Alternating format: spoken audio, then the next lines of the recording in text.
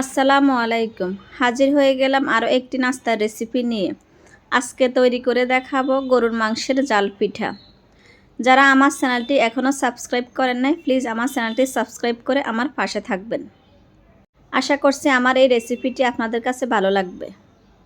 এখন চুলাতে আমি একটা কড়াই বসিয়ে দিলাম, দিয়ে দিলাম পরিমাণ মতো সয়াবিন তেল। এখানে আমি তেলের পরিমাণটা একটু কম দিয়েছি। দিয়ে দিলাম পেঁয়াজ কুচি, কাঁচামরিচ কুচি। এগুলাকে আমি কিছুক্ষণ একটু নেড়েচেড়ে ভেজে নিব। পেঁয়াজ কাঁচামরিচগুলো আমার ভেজে নেওয়া হয়ে গেছে। এখন আমি দিয়ে দিলাম আলু। এখানে আমি 4টা আলু কুচি কুচি করে কেটে নিয়েছি, একদম পাতলা পাতলা করে। সবগুলো এখন আমি নেড়েচেড়ে মিশিয়ে নিব। এখন আমি দিয়ে দিলাম স্বাদ মতো লবণ। লবণ দিয়ে সবগুলোকে আমি আবার মিশিয়ে নিব। চুলার আঁচটা এ পর্যায়ে আমি মিডিয়াম করে রেখেছি। আমি 2-3 মিনিটের মতো এগুলোকে ভেজে নিব। আলুগুলো আমার 2-3 মিনিট ভেজে নেওয়া হয়ে গেছে। এখন আমি দিয়ে দিলাম রান্না করা কিছু গরুর মাংস। মাংসগুলো একদম আমি জুড়ি করে হাত দিয়ে ভেঙে নিয়েছি। সাথে আমি কিছুটা জল রেখেছি। এখন সবগুলোকে আমি নেড়েচেড়ে মিশিয়ে নিব। সবগুলো আমার নেড়েচেড়ে মিশিয়ে নেওয়া হয়ে গেছে। এখন আমি একটা ঢাকনা দিয়ে ডেকে এগুলোকে আমি সিদ্ধ করে নিব। আমি চুলার আঁচটা মিডিয়াম করে রেখেছি। আলু মাংসগুলো আমার সিদ্ধ হয়ে গেছে। আমি ঢাকনাটা উঠিয়ে অনেকবার নেড়েচেড়ে দিয়েছি। আমি এখানে কোনো রকম পানি ইউজ করিনি। মাংসের ঝোল আর তেলে আলুগুলো সিদ্ধ হয়ে গেছে, তবে ঘন ঘন নাড়তে হবে। আমি এখন চুলাটা বন্ধ করে দিব। এখানে আমি দিয়ে দিলাম 2 কাপ পরিমাণ পানি, দিয়ে দিলাম স্বাদ মতো লবণ। পানিগুলো ফুটে আসছে। এখন আমি দিয়ে দিলাম ময়দা। এখানে আমার 2 কাপ পানিতে 2.5 কাপের মতো ময়দা লেগেছে। আপনাদের কম বেশি লাগতে পারে, এটা পানির উপরে ডিপেন্ড করবে।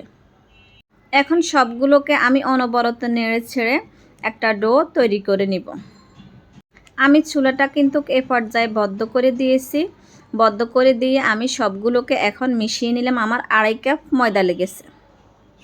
আমি এখন পিঁড়িতে কিছুটা ডো নিয়ে নিব। নিয়ে আমি এগুলোকে ভালো করে মথে নিব। ডোটা যত ভালো করে মথে নেওয়া হবে পিঠাটা তত সুন্দর হবে। আমার ডোটা মথে নেওয়া হয়ে গেছে। এখন আমি গোল গোল করে এরকম ছোট ছোট করে ডো করে নিব। সবগুলা ডো আমি এরকম করে ছোট ছোট করে নিব। আমি একটা সাইডে রেখে ঢাকনা দিয়ে দিলাম। এখন একটা টুকরা ডো নিয়ে নিলাম। এরকম করে আমি মথে নিয়ে নিলাম। আমি এখন কিছুটা ময়দা দিয়ে দিলাম। দিয়ে আমি রুটিগুলা বেলে নিব। রুটিটা আমার বেলে নেওয়া হয়ে গেছে। এরকম পাতলা হবে। আমি সবগুলো রুটি এরকম পাতলা পাতলা করে বেলে নিব। আমি এখন কিছুটা বাজি নিয়ে নিলাম।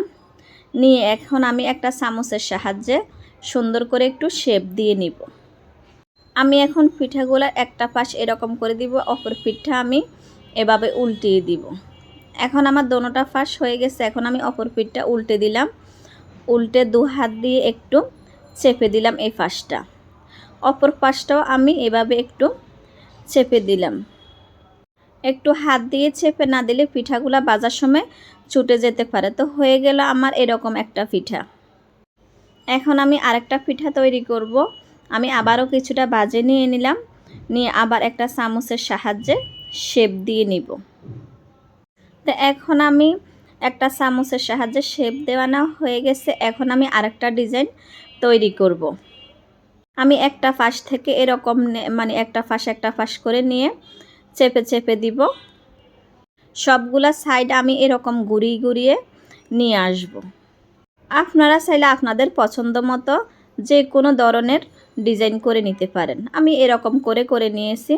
তো হয়ে গেল আমার এরকম একটা ডিজাইন। এটাকেও আমি উঠিয়ে রাখব। তো এখন আমি আরেকটা ডিজাইনের পিঠা তৈরি করব। আমি আবারও ভাজি নিয়ে নিলাম। নিয়ে আবারও একটা চামচের সাহায্যে আমি শেপ দিয়ে নিলাম। ভাজিগুলো আমি চামচের সাহায্যে শেপ দিয়ে নিয়েছি। এখন আমি আরেকটা ডিজাইনের পিঠা তৈরি করব। এরকম করে কুচি কুচি করে নিব আমি। আপনারা তো আরও অনেক ডিজাইন পারেন, যে যেরকম পারেন ওই রকম করে বানিয়ে নেবেন। আমি এরকম পেরেছি, এরকম করে বানিয়ে নিয়েছি। তো এই পিঠাটাও আমার তৈরি হয়ে গেল। সবগুলো পিঠা আমি এরকম করে বানিয়ে নিয়েছি। এখন আমি ভাজতে চলে যাব। চুলাতে আমি একটা কড়াই বসিয়ে দিলাম। দিয়ে দিলাম তেল। পিঠাগুলা আমি দিয়ে দিলাম, তেল গরম হয়ে গেছে। এই পিঠা ডুবো তেলে ভাজতে হয়। এখন আমি আরেকটা পিঠা দিয়ে দিলাম। পিঠাগুলা যখন আমার উপরে বেশি উঠেছে তখন আমি উল্টিয়ে দিলাম। পিঠাগুলো আমার ফুলে উঠেছে। পিঠাগুলার কালার আমার চেঞ্জ হয়ে গেছে। আমি এরকম করে লাল লাল করে ভেজে নিব, তবে বেশি লাল করা যাবে না, তাহলে খেতে ভালো লাগবে না। আমি সবগুলো পিঠা এরকম করে ভেজে নিব। তৈরি হয়ে গেল আমার অসম্ভব মজাদার গরুর মাংসের জাল পিঠা। আপনারা একবার হলেও বাসায় ট্রাই করবেন, ভীষণ মজা হয়েছে। সবাই ভালো থাকবেন। আল্লাহ হাফেজ।